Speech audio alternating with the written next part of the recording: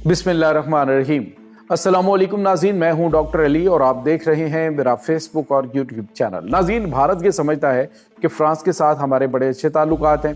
France से तो हम जो है वो 114 राफेल तैयारे ले रहे हैं। फ़्रांस जो है वो तो हमारा बड़ा शुक्रगुजार है कि हम उनसे तैयारे ले रहे हैं। तो अब नाज़रीन, फ़्रांस ने ही भारतीय नेवी के ऊपर किया है बड़ा हमला, और इस हमले के दौरान नाज़रीन भारतीय बहरी जहाज़ के ऊपर कब्जा भी कर लिया गया है। इसकी तमाम तरह डिटेल्स आपके साथ हम शेयर करेंगे। जबकि दूसरी बड़ी और अहम खबर है कि जंगी बहरी बेड़े के बाद अमेरिका जो है वो एटमी आबदोज़ें भी मैदान में ले आया है ईरान के खिलाफ, और ईरान जो है उसने दुनिया की शहरग के ऊपर हाथ डाल दिया है। इसकी भी ताज़ा तरीन अपडेट्स आपके साथ हम शेयर करेंगे। वीडियो की तफसील में जाने से पहले अगर आपने हमारे इस चैनल को सब्सक्राइब नहीं किया हुआ तो आपसे गुजारिश है काइंडली इसको सब्सक्राइब कर लें और बेल आइकन को ज़रूर दबा दें ताकि हमारी आने वाली वीडियो सबसे पहले आप तक पहुंच सकें। नाज़रीन, हम आपके शुक्रगुजार हैं जो आप हमारे वीलॉग्स को देखने के लिए वक्त निकालते हैं और कमेंट सेक्शन में अपनी मोहब्बतों का इजहार भी करते हैं। नाज़रीन, इस वक्त आपको पता है कि भारत यौम जमहूरिया मना रहा है, लेकिन भारत को इस यौम जमहूरिया के मौके पे ही बड़ा धचका लग चुका है। भारत वैसे तो नाज़रीन एक बड़ी इकॉनमी है, एक बड़ा मुल्क है, एक बड़ी मार्केट है। आप यूँ समझ लीजिए कि भारत जो है अगर बंदे के पुत्रों की तरह चलता तो खित्ते के जो ममालिक हैं उनके साथ भी ये अच्छे मरासम कर जो है वो कायम रख सकता था, लेकिन जो इसकी सरहद के अंदर शरारतबाजी है उसकी वजह से किसी भी हमसाया मुल्क के साथ इसके साथ ताल्लुकात बेहतर नहीं है, सारे के सारे इससे तंग है। आप अंदाज़ा लगाइए कि चीन के साथ इसके मामलात बड़े ख़राब हैं, लेकिन इसके बावजूद 150 अरब डॉलर की मार्केट है, तिजारत उनके साथ इंडिया करता है। अब नाज़रीन, यूरोपीय मार्केट की तरफ ये रुख कर रहा है। यूरोपीय मार्केट जो है उनके साथ एक यूँ समझ लीजिए कि ये टैक्स फ्री ट्रेड जो है उसका आगाज़ करने जा रहा है, और बताया जा रहा है कि जी फ़िलहाल जो है इब्तदाई तौर पे वो टैक्सेस में छूट दी जा रही है और उसमें काफ़ी ज़्यादा इनको फ़ायदा होगा, इंडिया को भी होगा और दीगर ममालिक को भी। तो यूरोपीय मार्केट जो है उसको कैप्चर करने की इस वक्त इंडिया कोशिश कर रहा है, तो यूरोप के साथ ताल्लुकात भी बना रहा है। लेकिन दूसरी तरफ नाज़रीन, यूरोप जो है इन्हें औकात में भी रखे हुए है।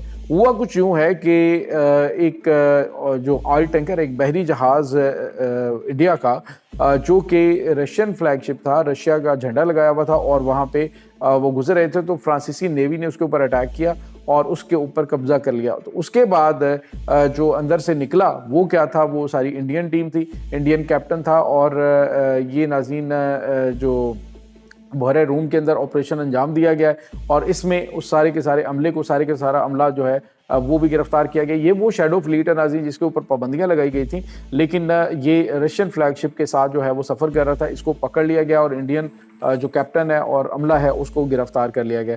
इंडिया की जानिब से रब्ता किया जा रहा है, लेकिन अभी तक इनको किसी किस्म का कोई भी रिलीफ नहीं दिया जा रहा। और नाज़रीन, इसी तरह की कार्रवाई जो है वो इनके खिलाफ ईरान ने भी कर रखी है। ईरान ने भी इनके क्रू मेंबर्स जो हैं वो पकड़ लिए थे और इनके बहरी जहाज़ के ऊपर कब्जा किया था, जो कि गैर कानूनी तौर पे तेल स्मगल करने की कोशिश कर रहा था ईरान से दूसरी किसी और कंट्री में, तो उनको पकड़ लिया गया। तो वो भी अभी तक ईरान के कब्जे में। बड़ी इन्होंने तरले मिन्नतें की है, लेकिन अभी वो उन्होंने कोई भी इनकी बात नहीं सुनी है। तो एक भारत जो है वो जहाँ पे असर रसूख तो फिलहाल यूँ समझ लीजिए कि आइसोलेट हो चुका है पूरी दुनिया में। अगर यूरोप के साथ इनके मामलात कुछ बेहतर होते हैं तो शायद इनको कुछ सांस आए, अदरवाइज तो मामलात काफ़ी ज़्यादा इनके ख़राब हो चुके हैं। इसके बाद नाज़रीन, फ्रांस के साथ हालांकि इनके ताल्लुकात बेहतर हैं, इंडिया के राफेल तैयारे भी हैं, दीगर इनसे असला और गोला बारूद भी खरीदता है, लेकिन इसके बावजूद उन्होंने इन्हें किसी किस्म की कोई रियायत देने से इनकार कर दिया है। इसके साथ ही एक और बड़ी और अहम खबर है नाज़रीन के ये जो इस वक्त ईरान और अमेरिका का कन्फ्लिक्ट बना हुआ है, जो जंगी माहौल बना हुआ है, इसमें 2 एटमी आबदोज़ें जो हैं वो भी बहरा अरब के अंदर पहुंच चुकी हैं।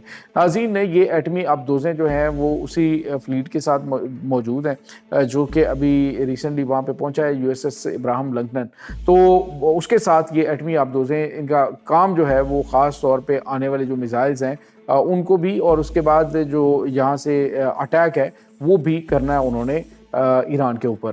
तो तैयारियां आप देखेंगे तो उससे यूँ लग रहा है कि ईरानी जो इस वक्त क़यादत है उसको ख़त्म करके ये दम लेंगे, लेकिन ये इतना आसान नहीं है, नामुमकिन नहीं है, लेकिन ये आसान भी नहीं है, क्योंकि ईरानी कौम जो है वो बड़ी स्ट्रॉन्ग कौम है और उनकी जो तैयारियां हैं अमेरिका और इसराइल के साथ जंग के हवाले से वो उन्होंने फैसला कुन तैयारियां कर रखी हैं कि हमने आर या पार वाली सिचुएशन करनी है, कोई दरमियान वाला रास्ता नहीं, हमने ये या तो इसको वाइंड अप करेंगे, ख़त्म करेंगे, या फिर खुद ख़त्म हो जाएंगे। इस कदर खौफनाक तैयारियां जो हैं वो ईरान इस वक्त जारी रखे हुए है।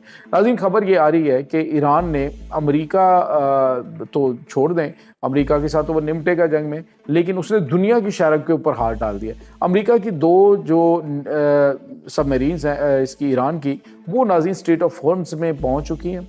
और स्ट्रेट ऑफ होर्मुज़ नाज़रीन ये वो एरिया इतना मतलब छोटा सा नैरो एरिया है जो कि ईरान के बिल्कुल नज़दीक है। तो इसको क्लोज़ करने से क्या होगा, इसको बंद कर देने से आलमी जो तेल की तिजारत है, गैस की तिजारत है, ये मुकम्मल तौर पे बंद हो जाएगी। दुनिया का 50% नाज़रीन जो तेल है वो इसी रास्ते से गुजरकर यूरोप में, अफ्रीका में जाता है। और दूसरा मुतबादल रास्ता जो है उसके ऊपर कब्ज़ा है यमनी का, यानी जो यमन के हौसी हैं उनका कब्ज़ा वहाँ पे। और उन्होंने भी वार्न किया है कि हम यहाँ से बाबुल मंदब को भी बंद कर देंगे। तो दूसरे लफ्ज़ों में आप यूँ समझ लीजिए कि सारे के सारे रास्ते बंद करके दुनिया की मईशत जो है ईरान के ऊपर हमला ये अमेरिका और यूरोप को हिला के रख देगा। क्योंकि इस वक्त जो यूरोप है वो अब अपने आप को ट्रांसफ़र करने की कोशिश कर रहा है। तेल के आज इनके जो पैट हेग्ज़त हैं, इनके जो वज़ीर दिफ़ा, उन्होंने एक बात की है। उन्होंने कहा जी कि ये जो यूरोप है ना, ये अब तेल पहले इंडिया से ख़रीदता था, तो हमने इंडिया के ऊपर 50% टैरिफ आयद किया है, जिसकी वजह से वो तेल वहाँ से नहीं ख़रीद रहा। तेल वो ख़रीदता है इससे रशिया। अब इन्होंने डायरेक्ट रशिया के साथ मुआहदे किए।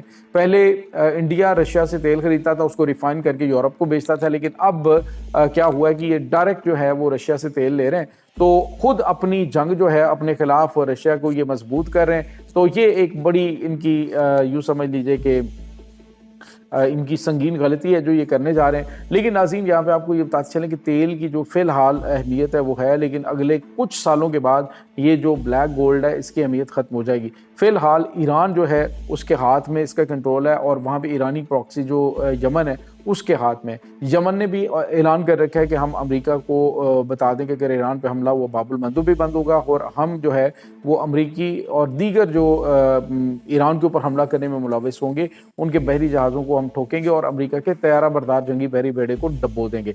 तो ये बहुत गैर मामूली चीज़ें नाज़रीन इस वक्त चल रही हैं। ख़ित्ता जो है वो एक खौफनाक जंग का जो है वो साउंड दे रहा है कि ये जंग शुरू होनी है। तो इससे पाकिस्तान ने भी महफूज नहीं रहना, याद रखिएगा, पाकिस्तान इससे महफूज नहीं रह सकता। क्योंकि अमेरिका ने ऐलान किया, उसने कह दी कि जो ममालिक मेरी ईरान पर हमले के इस फैसले की मुखालिफत कर रहे हैं उन ममालिक के ऊपर मैं 100% टैरिफ जो है वो आयद करूँगा। और वैसे भी पाकिस्तान और ईरान की सरहद मिलती है। पाकिस्तान एलानिया तौर पर कह रहा है कि मैं यहाँ पे कोई और रजीम या इस तरह की चीज़ बर्दाश्त नहीं कर सकता कि दुश्मन जो है वो हमारे हमसाए में आके बैठ जाए।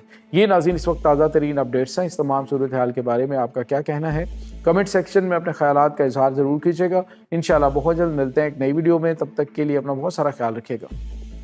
अल्लाह मुबारिक।